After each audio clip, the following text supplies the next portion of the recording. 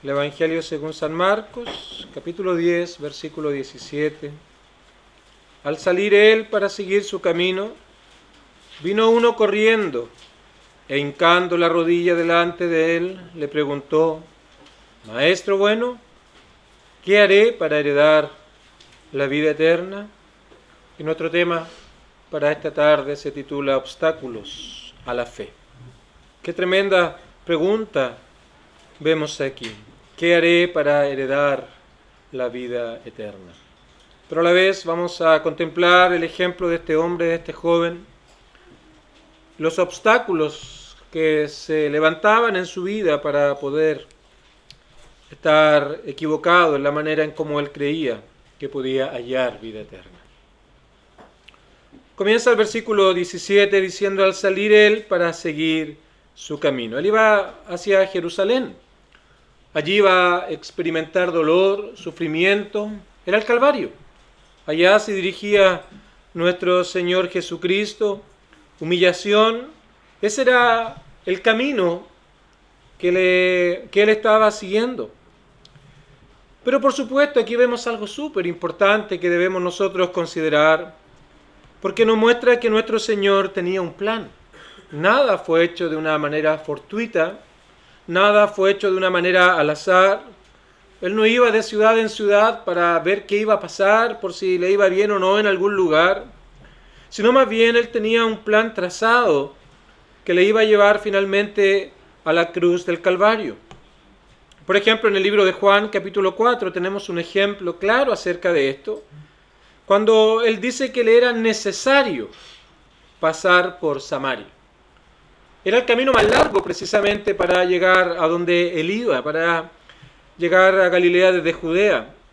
Tomó el camino más extenso, pero eso era porque él tenía un plan, un propósito, y era necesario que él pasara por allí de tal manera de poder seguir cumpliendo la obra a la cual él había venido. Una agenda, un programa, un plan establecido por Dios, ante el cual nuestro Señor se hizo obediente. Una obediencia total, absoluta, completa, que inclusive le llevó a la muerte. Aunque aquel camino iba a terminar de la manera más trágica posible en el Calvario, nuestro Señor jamás le quitó el cuerpo a aquella gran responsabilidad para que el hombre hoy día pudiera tener el único camino que le puede dar comunión y reconciliación con Dios. Así que el Señor iba cumpliendo este itinerario, este plan, camino a Jerusalén, cuando vino uno corriendo, dice el verso número 17. Al seguir él para seguir su camino, vino uno corriendo. Y este hombre, este joven, tenía una característica que vemos en el versículo número 22. Dice que tenía muchas posesiones. Era un hombre que tal vez tenía grandes haciendas de aquellos años, tenía grandes riquezas, tenía una posición, porque todo esto en el tiempo del Nuevo Testamento significaba ser respetado, tener una posición social envidiable por el resto de la gente. Era alguien educado, era alguien que era ideal, tal vez como hoy día nosotros diríamos es el yerno ideal. Un joven aparentemente muy moralista, como se describe en los versículos números 19 y 20, todo externo, tenía grandes riquezas, así que era todo lo bueno que hoy día se puede ver y que en esos tiempos también se podía ver en un hombre natural, en un hombre en su condición natural. Es muy posible que este hombre oyera hablar de Cristo. No nos olvidemos que nuestro Señor había alcanzado gran popularidad ya en este tiempo de su ministerio. Habían pasado años ya desde que él comenzó su ministerio público. Y es muy posible que él escuchara hablar acerca de Cristo y de lo que él estaba enseñando. Tal vez de cómo él decía que él no daba la paz como la daba el mundo. Tal vez de cómo llamaba a los hombres bienaventurados. Así que tal vez él pensó, debe haber algo para mí en todo lo que esta persona, este hombre tiene que decir. El asunto es que todo esto parece algo loable, pero había un serio problema con este joven. Había un serio problema con él, porque en primer lugar no vio a Cristo como la fuente de vida eterna. Él no vio a Cristo como el que podía salvar su alma, sino básicamente como alguien que podía enseñarle, que podía guiarle a hacer aquella gran obra por sí mismo, hacer una gran obra en sus propias fuerzas para poder alcanzar aquella tranquilidad que aparentemente él estaba buscando en alguna cosa. Llevaba una vida plena desde el punto de vista del mundo, acompañada de una vida muy religiosa, por cierto. Pero aquello no era más que formalismos externos, no era algo más que para mostrarse a la sociedad. Es más, él tenía preguntas acerca del más allá, tenía preguntas acerca del porvenir, pero aquello no era más que una curiosidad, como vamos a ver. Maestro bueno, ¿qué haré para heredar la vida eterna? Tenía pensamientos con respecto al más allá, pero todo aquello no era realmente sincero. Y vemos todas estas características, la manera en cómo él se aproxima al Señor. Vino corriendo, vino con prontitud, vino con una aparente humildad, porque dice que hincó la rodilla. Y viene con un cierto conocimiento acerca de Cristo, porque le llama Maestro bueno. Y además, interesado en ciertos asuntos que tenían que ver con la vida eterna. ¿Qué haré para heredar la vida eterna? Entonces, cuando vemos esto, decimos, este era un hombre que aparentemente era sincero en su búsqueda. Un hombre que aparentemente era sincero en ese anhelo de la vida eterna. Aparentemente vemos en él un deseo profundo de saber cómo tener seguridad y cómo alcanzar aquella vida más allá de esta vida en la tierra. Pero cuando analizamos el contexto de esta pregunta, nos vamos a dar cuenta que hay una superficialidad en todo lo que él hacía. Era muy liviano todo esto. Tenía un profundo desconocimiento en su propio corazón acerca de estas verdades que él decía conocer. ¿Qué haré para heredar la vida eterna? Muestra superficialidad en varios aspectos. En primer lugar, vamos a ver 3 aspectos donde vemos la superficialidad de este hombre al venir delante del Señor.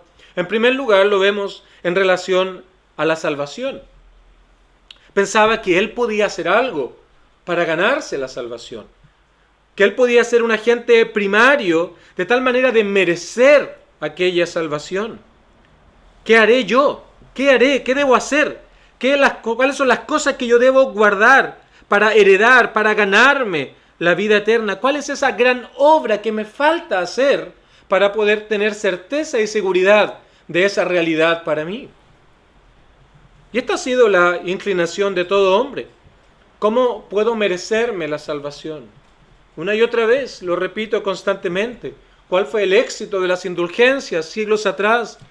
Cuando la iglesia romana comenzó a vender el perdón de Dios, uno de los grandes éxitos de aquello fue el hecho de merecerse el perdón de Dios. Yo pago por algo, así que ahora puedo exigir todo aquello.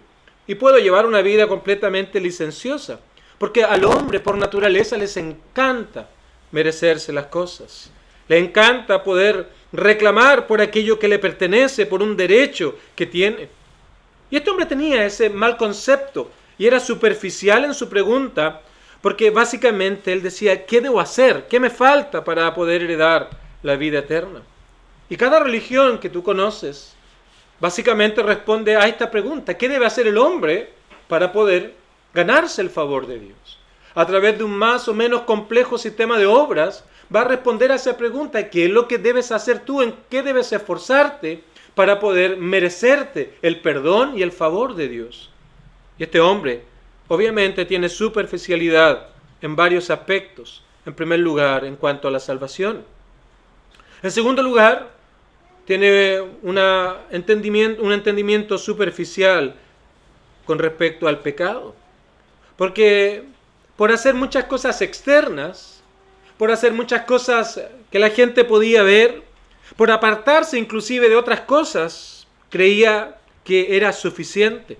De tal manera que al sumar, que al restar, las buenas obras iban a ser más que las malas obras, así que aquello le iba a abrir las puertas del cielo. Les iba a abrir aquella vida eterna. Así que él no podía comprender la gravedad del pecado. Y en tercer lugar, había un mal entendimiento acerca de Cristo en esta pregunta. Maestro bueno, fueron sus palabras. Y Cristo responde en el versículo número 18, ¿por qué me llamas bueno? Ninguno hay bueno, sino solo uno, Dios.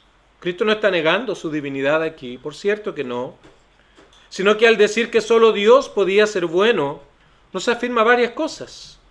Por ejemplo, le afirma a este joven que su entendimiento acerca de Cristo era un entendimiento errado, porque él no creía que Cristo fuera Dios. Él no comprendía, no entendía y no aceptaba que Cristo fuera Dios, así que simplemente lo veía como un buen maestro. Maestro bueno, ¿qué tienes para decirme? Maestro bueno, ¿qué puedo aprender de ti? Maestro, ¿cómo puedes tú aportar a mi entendimiento? ¿Cómo puedes tú aportar a mi conocimiento? Se dirige a Cristo como maestro, no solamente en el versículo número 17, sino también en el 20. Y esa era la concepción que él tenía acerca de Cristo, acerca de la persona de Cristo. No era más que un mero maestro. Porque si él hubiera creído que Cristo era Dios, si él hubiera creído que Cristo era el Mesías prometido, él no hubiera ido buscando una mera enseñanza para poder satisfacer su hambre de todas estas cosas, sino que es indudable que hubiera ido como aquel leproso, como aquellos hombres que fueron delante de Cristo pidiéndole que le salve, pidiéndole que pueda regenerar su vida. Le hubiera llamado no tan solo alguien bueno, sino le hubiera llamado Dios, le hubiera llamado Señor, y hubiera entendido que la vida eterna, esto que él estaba preguntando aquí, ¿cómo haré para heredar la vida eterna?, consistía precisamente en conocer a Dios y conocer a aquel que había sido enviado, conocer a Cristo. Pero no entendía estas cosas. Tenía un mal concepto acerca de la salvación, tenía una salvación basada en obras, tenía un mal concepto acerca del pecado, no veía la gravedad del pecado y tenía un mal concepto acerca de Cristo. Su entendimiento era completamente errado, era un simple maestro. Así que aquí el Señor comienza a mostrar la superficialidad de este hombre, de este joven, para luego mostrar el gran obstáculo a una fe real. Así que en segundo lugar, en cuanto a Cristo, no solamente tenía un entendimiento errado acerca de él, sino que ahora a la luz de estas verdades, este joven no era lo bueno que él decía ser. No era lo correcto que él pensaba que era. Porque el Señor lo va a comparar con Dios, con las normas de Dios, con los estándares de Dios. Él se medía con la sociedad, se medía con sus amigos, se medía con algunos otros cercanos o tal vez con gente del vulgo. Él estaba en una posición respetable, así que eventualmente se comparaba con los publicanos y pecadores. Así que él decía, yo me merezco el cielo, tan solo me puede que me falte algo, así que voy a preguntarle a este maestro, porque él no entendía que no era lo suficientemente bueno que él decía ser. Así que no nos sorprende que Cristo ha de hacer una breve exposición aquí de la ley moral de Dios, los 10 mandamientos, para mostrar precisamente la religiosidad de este joven, la superficialidad de la fe, la irrelevancia que tenían estas cosas para su propio corazón. Versículo 19. Así que luego de que el Señor le dice, ¿por qué me llamas bueno? Ninguno hay otro sino Dios. Él le dice, bueno, tú sabes todo esto. Has sido criado, tal vez vas a la sinagoga constantemente, has tenido buenos maestros. Esto que yo te voy a decir no te es para nada desconocido, como para muchos en este tiempo.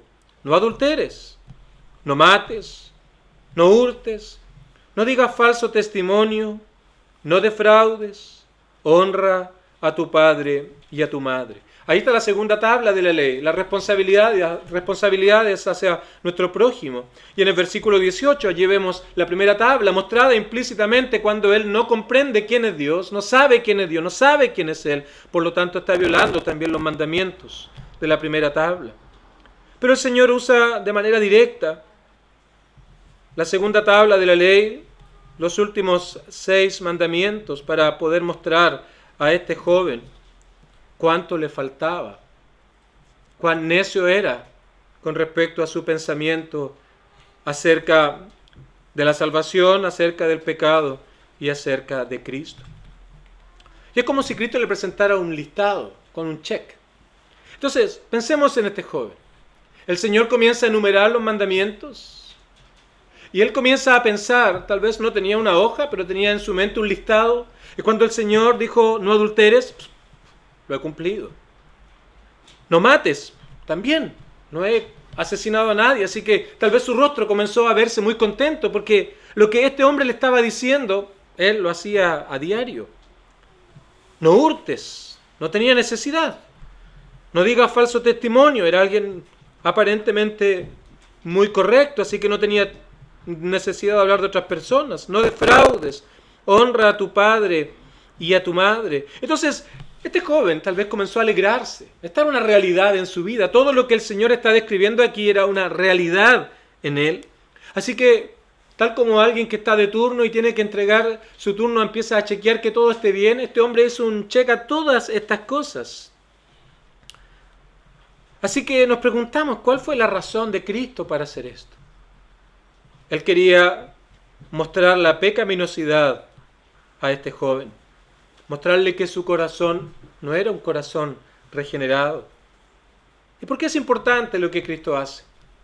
Porque los 10 mandamientos son como un espejo, donde realmente podemos ver quiénes somos delante de Dios.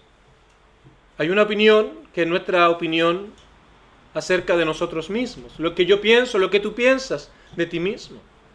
Hay otra opinión que es lo que las personas piensan acerca de ti, que tienen cierta importancia, pero aquello no es trascendente con respecto a la eternidad. La pregunta es, ¿qué piensa Dios de ti? ¿Qué piensa Dios de ti? A la luz de este examen que nuestro Señor está haciendo a este joven. Porque la ley es como un espejo donde podemos vernos a la luz de la verdad de Dios. John Bunyan, en su libro El progreso del peregrino, muy hermoso libro, ilustra la ley como una escoba. Es una hermosa ilustración para mostrarnos lo que hay en la ley moral de Dios. Está en una habitación, hay mucho polvo que está en el suelo, que no se ve a simple vista, pero está ahí. Así que viene la escoba y comienza a barrer y el polvo se levanta. Y el polvo comienza a aparecer. Y de esa manera también es la ley moral de Dios. Cuando Dios comienza a mostrar lo que hay en nuestro corazón, cuando Dios por medio de la exposición del Evangelio comienza a barrer, comienza a surgir no solamente las actitudes, los actos que hemos hecho, sino también las motivaciones que hay en nuestro corazón. Tal vez no has matado a nadie, pero hay odio en tu corazón. Tal vez dices honrar a tu padre y a tu madre, pero hay algo en contra de todo lo que es la autoridad. Tal vez dice que no le has robado a nadie, pero claramente tal vez en tu corazón hay envidia por lo que otro tiene. Entonces no solamente apunta al acto propiamente tal, sino que también la ley moral de Dios nos habla de las motivaciones que están en el corazón. Y precisamente eso es lo que el Señor está haciendo aquí con este joven. El versículo número 20, él dice, Maestro, una vez más, todo esto lo he guardado desde mi juventud. Este hombre era tan superficial con respecto a estos asuntos, era tan liviano, que era incapaz de ver su maldad, que era incapaz de ver el estado terrible de su corazón, era incapaz de reconocer su pecado delante de Dios. Para él todo iba perfecto. Cada mandamiento él lo tiqueaba como algo, sí, esto lo he hecho, esto es parte de mi realidad. Así que él expresa con orgullo, todo esto lo he guardado desde mi juventud. Él había preguntado, ¿qué debo hacer para heredar la vida eterna? El Señor le responde, haz estas cosas, y aparentemente no había nada más que hacer. Aparentemente ya estaba todo hecho, no quedaba nada por cumplir. Y esto era así porque él se medía tan solo en base a asuntos externos, a asuntos visibles. Externamente era digno de elogio, de respeto, de consideración. Pero cuando el Señor va a mostrar su corazón, su alma, nos damos cuenta que él no era, absolutamente no era nada de lo que él creía ser. El asunto es que puedes pensar que esto es algo que está lejos de ti. Puedes pensar que esto es la historia de un joven de hace 2000 años, sin considerar que tal vez esto es una clara ilustración de tu propia vida. Muchos se conforman con nunca haber hecho algo demasiado malo. Muchos se conforman con no haber hecho asuntos demasiado graves. Es más, algunos se conforman con oír ciertas cosas. Muchos se conforman con una vida religiosa, asisten constantemente a las iglesias, leen buena literatura y creen que con eso es suficiente para heredar la vida eterna. Y tal vez, cuando lo miras de este punto de vista, dices, bueno, tal vez este hombre soy yo. Tal vez lo único que nos falta son las riquezas. Pero el corazón es el mismo.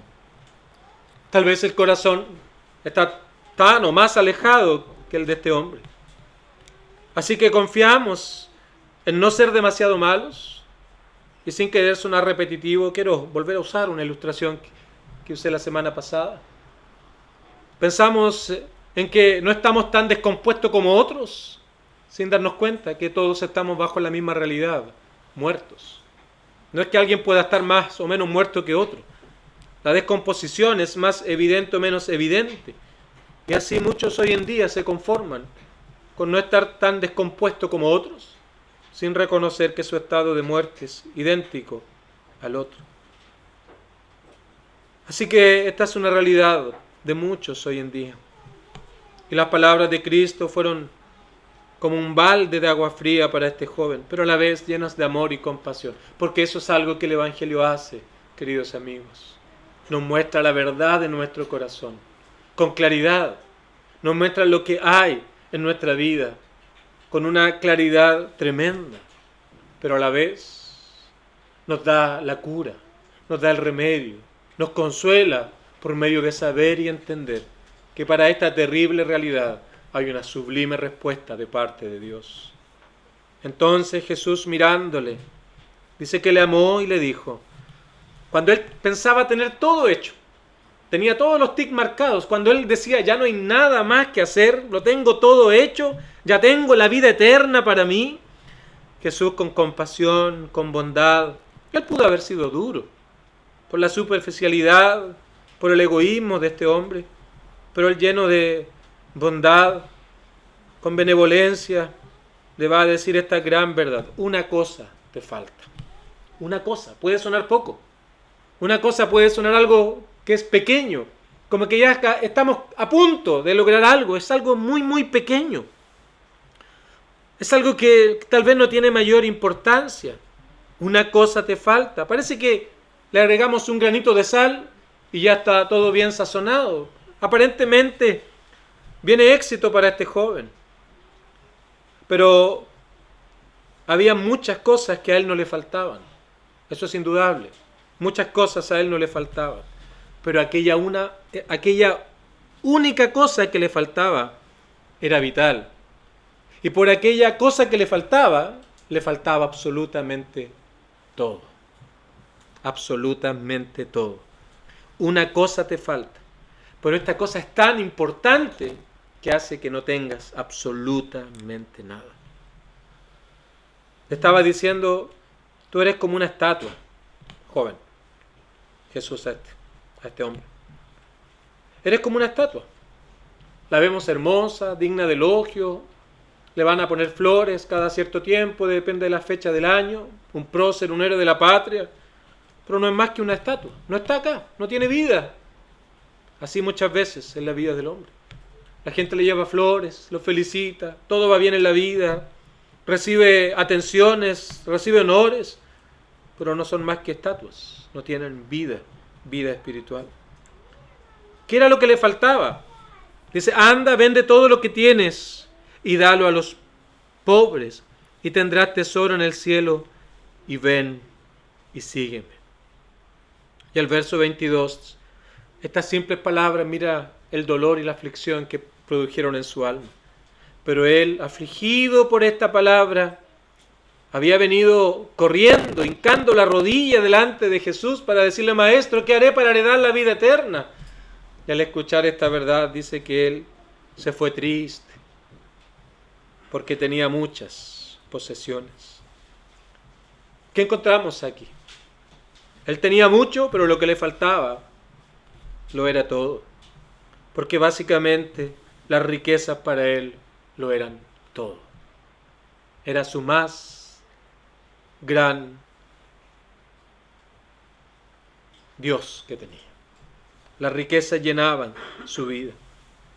Y esto para él se había convertido en un gran obstáculo para la fe. Él no estaba dispuesto a renunciar. Él no estaba dispuesto a dejar todo aquello. Él no estaba dispuesto a abandonar todas estas cosas. Y el Señor mostró lo que había en su corazón. El Señor mostró lo que había en su alma, en su mente. Qué era lo que manejaba su voluntad. Qué era lo que manejaba sus pensamientos. Qué era lo que manejaba sus emociones. Cuáles eran las cosas que realmente a él le producían placer. Así que Jesús lo está llevando a pensar. Él no le está diciendo que las riquezas por sí son malas.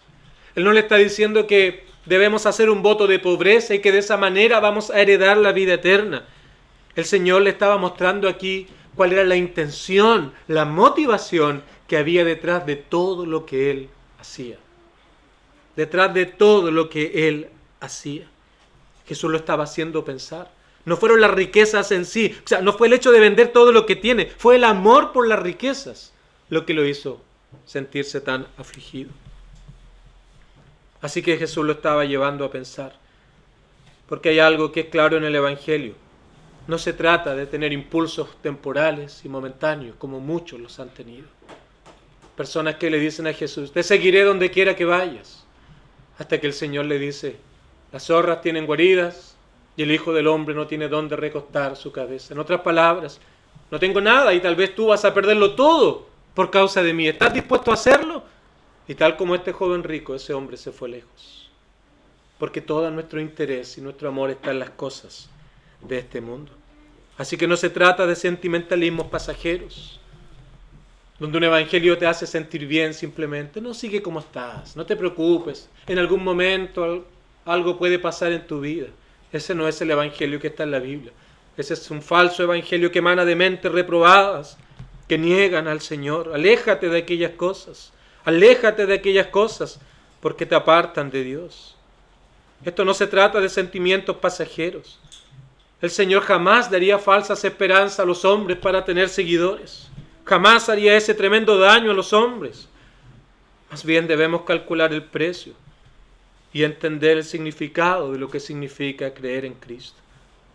Pero volvamos a nuestro texto, porque para este joven las riquezas lo eran todo. Las riquezas eran su Dios. Tenía muchas posesiones y no estaba dispuesto a perder todo lo que las posesiones le permitían vivir. Vivía para ellas y confiaba en ellas para todo lo que podía llegar a ser. Y esto era un gran obstáculo para la fe. Insisto, no es que despojarse de los bienes materiales, de la riqueza sea necesario para ser un cristiano. No ese es el punto, queridos amigos. Sino se trata de todo aquello, incluido las riquezas, que ocupan el lugar de Dios en tu vida.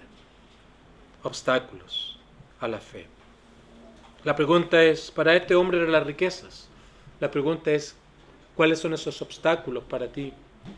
¿Cuáles son esos obstáculos a la fe verdadera?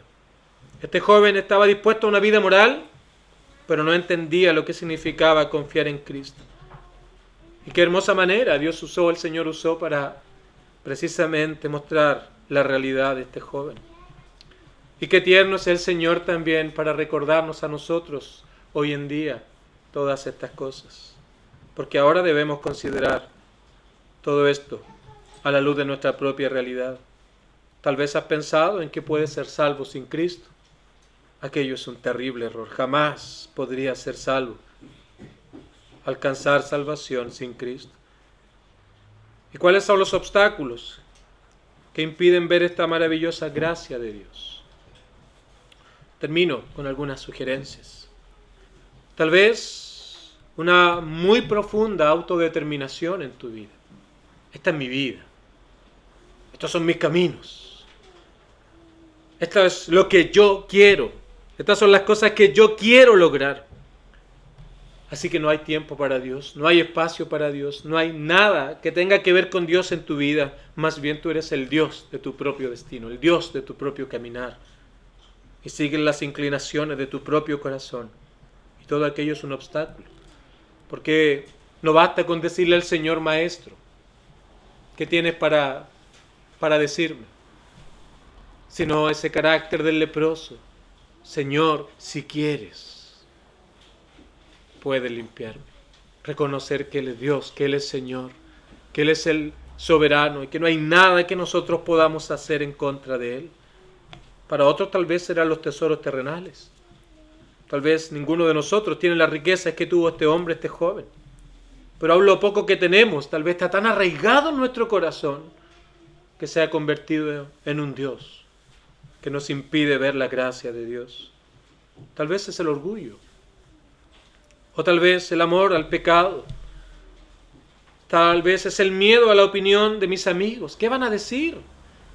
Yo creyente, yo hijo de Dios, yendo a la iglesia, leyendo la Biblia, orando al Señor, dejando de ir a todas las cosas que disfruto. ¿Qué van a decir mis amigos de mí? ¿Cómo se van a burlar de mí? Y todo aquello tal vez es un obstáculo, tal como para este joven lo fue la riqueza. Tal vez para otro fue la autojusticia. Yo soy bueno, ¿de qué debo arrepentirme? Yo me merezco el cielo, soy una buena persona, un buen amigo. Soy alguien que puede confiar en sus propios méritos para poder decirle al Señor, mira, aquí estoy, soy alguien perfecto. Así que confiamos en la autojusticia creyendo que podemos hacer lo recto delante de Dios. Y creo que este caso del joven rico elimina ese argumento. Tal vez no podríamos decir que hemos hecho todo lo que Él ha hecho, de todo lo que Él se privó. Así que tal vez estamos en un grado de descomposición peor que el de este joven. Así que la autojusticia tal vez para muchos es un impedimento, un obstáculo. Queridos amigos, que el Señor pueda guiarnos a Él, a tener un claro entendimiento acerca de Cristo y a no verlo como un ejemplo moral, sino como el Salvador y Señor que Él es. Y que no hay otra manera, no hay otra forma, no hay otro camino para poder estar a cuentas con Él, de tal manera que podamos disfrutar de su amor salvador. Cuando vamos delante de Él y le decimos, Señor, aquí está mi vida, no hay nada que yo pueda ofrecer. Aún mis más grandes obras, aún ese cumplimiento externo de tu ley son trapos de inmundicia delante de ti. No hay nada que pueda ofrecer. Y vengo a ti reconociendo esta realidad, sabiendo que Cristo en la cruz del Calvario pagó por este pecado. Y me arrepiento de corazón y confío en Él como el único que puede darme vida eterna. Que el Señor pueda hacerte disfrutar de su amor salvador, de su bondad eterna, y puedas heredar la vida eterna. Que el Señor nos ayude a todos.